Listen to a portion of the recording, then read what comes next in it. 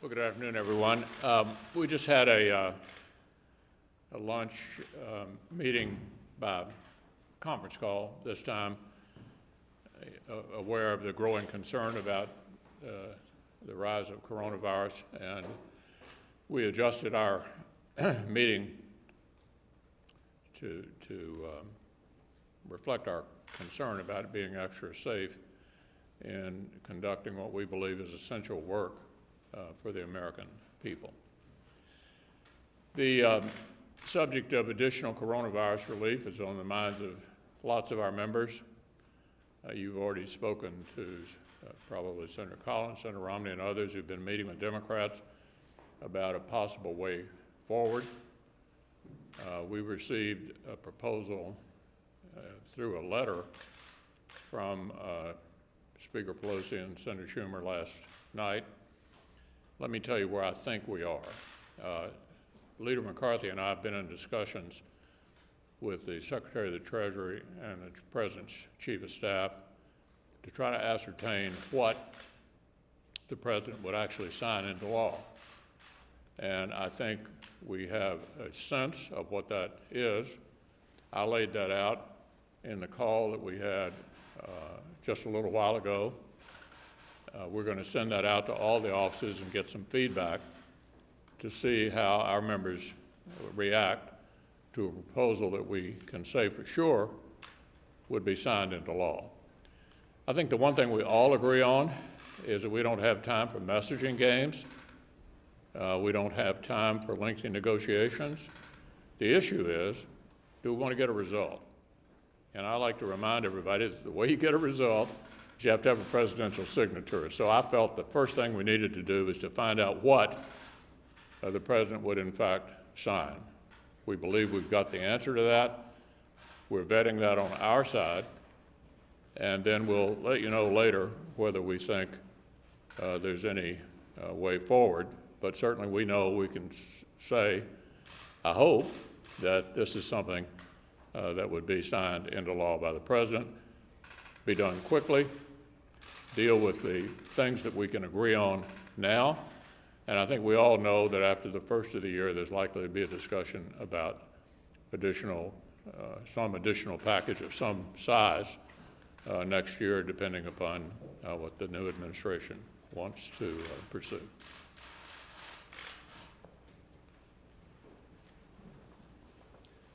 Between now and the end of the year, we have to wrap up a lot of the unfinished business of this Congress, and so we've got a number of nominees to important agencies and judgeships that we will need to be acting on and filling.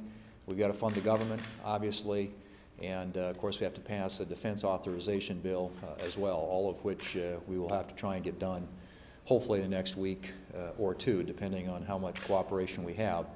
As the leader pointed out, the issue of coronavirus relief is also subject of discussion, and I think in terms of the any of these year-end negotiations could be, if there's an agreement, wrapped up and considered as part of a spending bill or perhaps separately, but in any case, it would have to get a presidential signature, it'd have to get 60 votes in the Senate, and obviously a majority in the House of Representatives. And so the question is, what does that look like, and will there be enough movement among Democrats to enable us to get an agreement?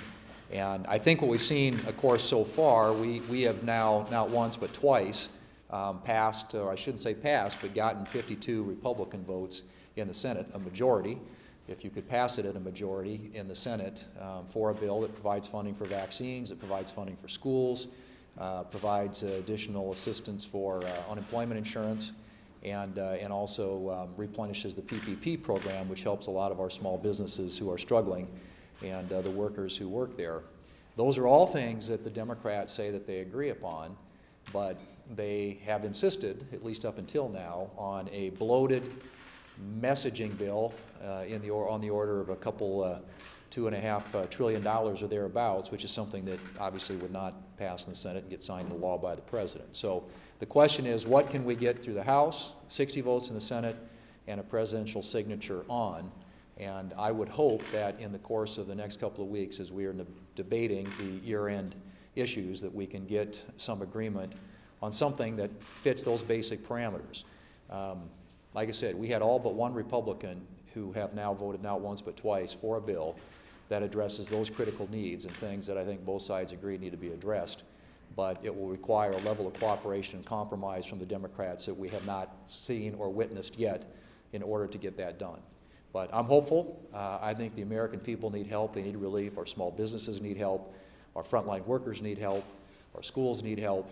And obviously, we want to make sure that we're investing everything we can in the vaccines and the therapies that will help us defeat this virus. So those are areas of agreement.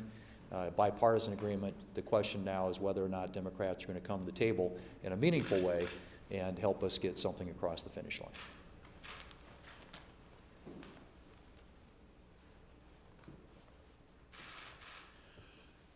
Nancy Pelosi has been stubbornly dug in since she passed her bloated messaging bill about 6.5 months ago, stubbornly dug in against doing a coronavirus relief bill in a cooperative way. As a matter of fact, right before the elections, she said that she would not budge. She's been dead set for using the pandemic as a way to push a far-left agenda because she was going to use this and pick up 15 to 20 seats for Democrats in the House. Well, what happened? As a result of her actions, Republicans picked up over 10 Republican seats in the House of Representatives. Why? Because the Democrats refused to deal and address the number one issue, which is on the minds of the American voters, which was relief for coronavirus and dealing with the disease. So now here we are at a point where we have an increased number of cases around the country and around the world. And you say, so what is the House of Representatives doing this week? So I looked into it. Well, they have a bill that is going to be taken up in the Rules Committee tomorrow. It's called the MORE Act. I didn't know what exactly that stood for, so I looked into it, researched it. This is Pelosi's priority. Marijuana Opportunity Reinvestment Act. Now, I don't know exactly what's in that bill, but that is the priority of the House right now. I don't know if it has to do with decriminalization, legalization of marijuana, making it easier for our kids to get marijuana in our neighborhoods. Whatever it is, that is today's priority of the incredibly shrinking Nancy Pelosi-run House of Representatives. That's not what the American people are talking about. That's not what I heard about in Wyoming this weekend. What I heard about is all the good news about the vaccine. People looking forward to having that available to them. Well, the Republican relief bill has money for distribution of the vaccine. The Pelosi-Schumer approach, well, they really do shortcut the vaccine. The Republican bill has money for paycheck protection, the Senate bill that we're working on. That's what small businesses are asking for and the workers are asking for. It has money to help kids get back to school safely so they don't fall further behind. This is the path forward for our country. The Republican bill is sizable, it is significant, and it is the path that the American people want to follow.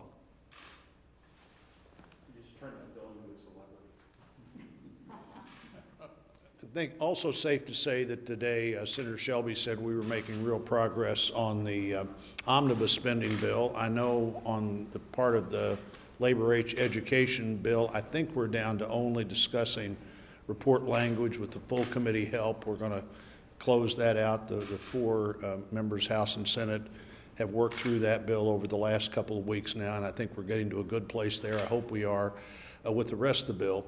The other topic I wanted to talk about today was the arms sale, the F-35 sale to the UAE. It appears that sometime this month there'll be a congressional vote on that issue. My personal view is it would be a big mistake not to move forward with that arms sale.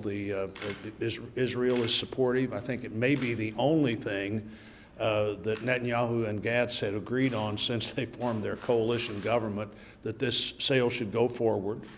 They say that understanding that there would be a qualitative difference between the UAE F-35 and the Israel F-35, and then another difference between what we have. But for 20 years now, 3 different administrations, we have increasingly worked closely with the UAE on defense issues, on the ground together, in the air together.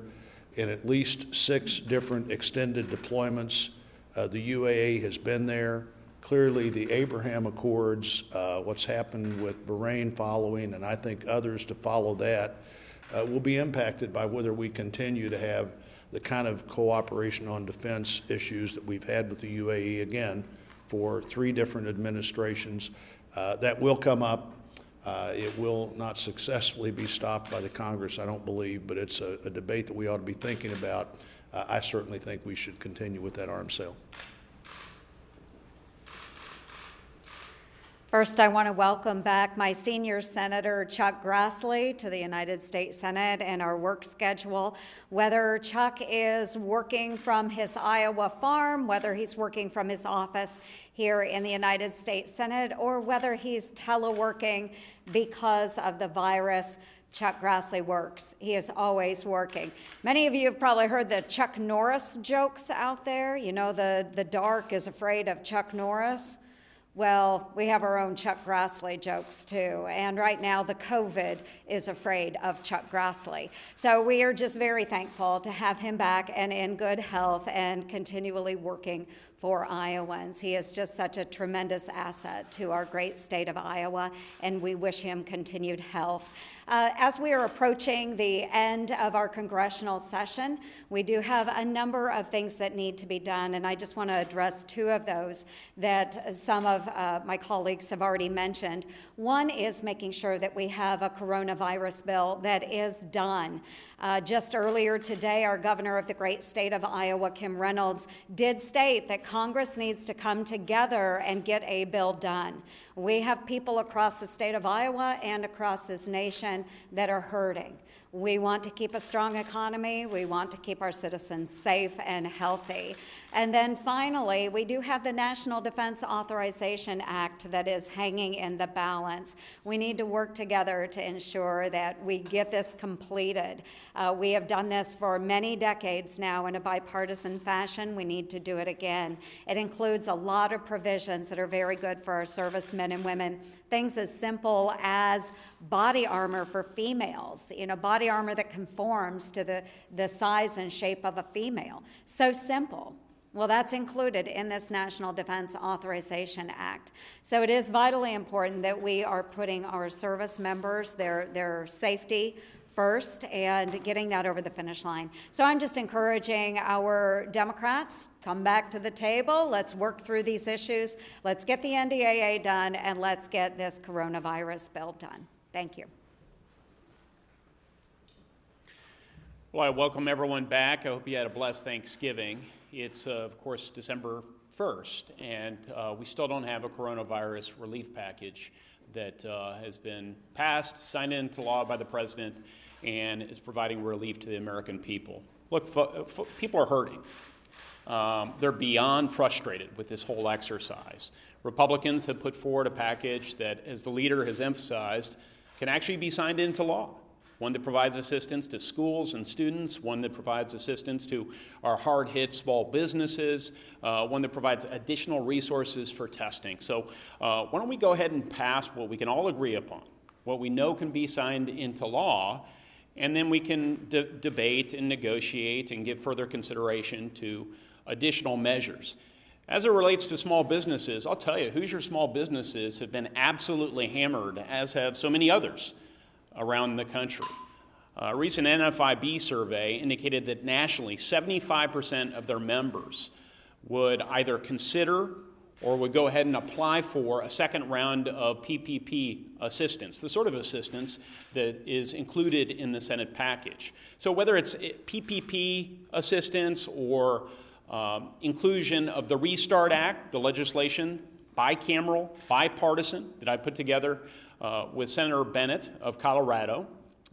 It now has, incidentally, 58 co-sponsors with the addition of Senator Perdue of Georgia here in the U.S. Senate, 180 in the House of Representatives, again, bipartisan. So I'm going to continue to push on this small business front and on the other fronts I mentioned to provide the much-needed relief to the American people. Unfortunately, it seems the House is focused on other priorities. We just heard that they're focused on something pertaining to marijuana and giving more consideration to marijuana policy before year's end. That can be debated, but the far left needs to sort of cool their jets right now as we deal with the serious business and the plaintive requests of our constituents around the country.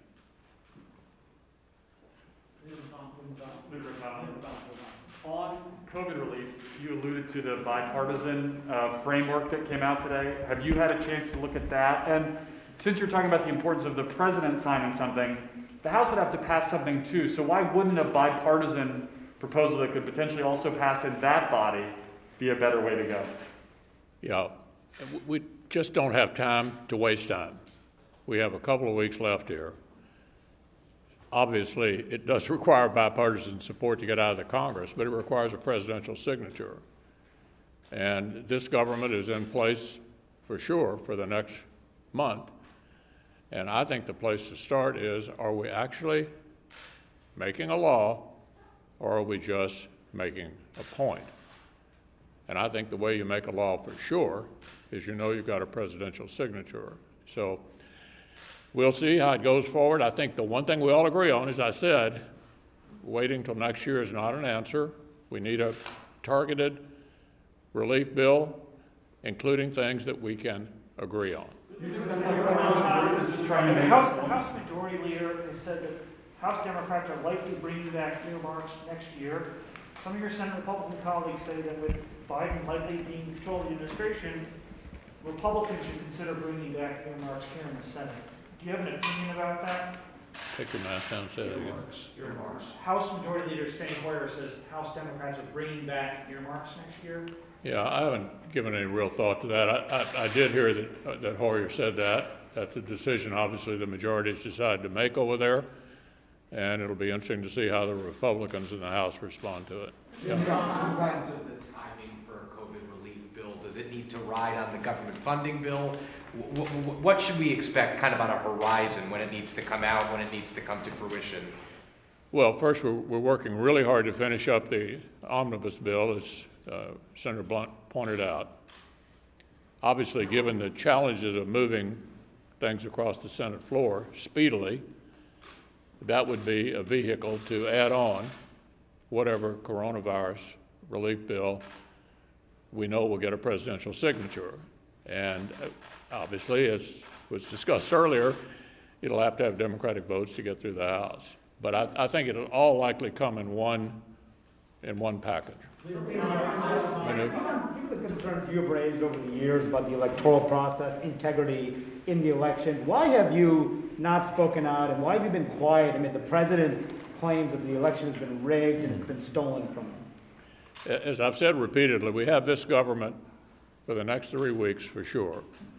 And what I'm focusing on is trying to accomplish as much as we can during this 3-week period, which requires dealing with the government that we have right now.